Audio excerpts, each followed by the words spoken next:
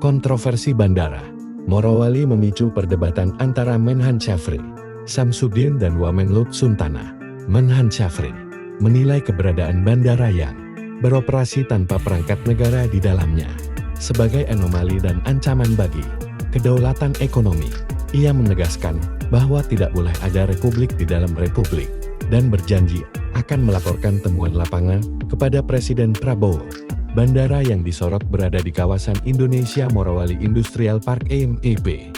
Dugaan muncul bahwa bandara tersebut berjalan tanpa pengawasan negara yang memadai. Syafri menyebut kondisi ini sebagai celah regulasi yang dapat mengancam stabilitas nasional. Wamenlut Suntana membantah keras pernyataan tersebut.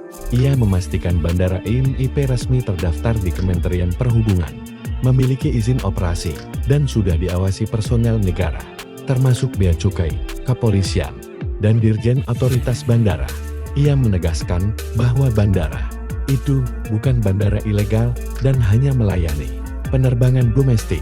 Di tengah polemik, muncul kebingungan publik soal dua bandara berbeda.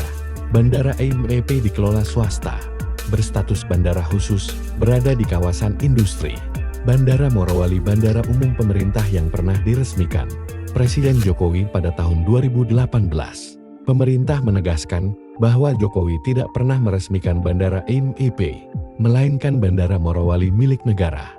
Perbedaan data, status, pengelola, dan legalitas kedua bandara kembali dijelaskan untuk mencegah penyebaran narasi keliru di publik.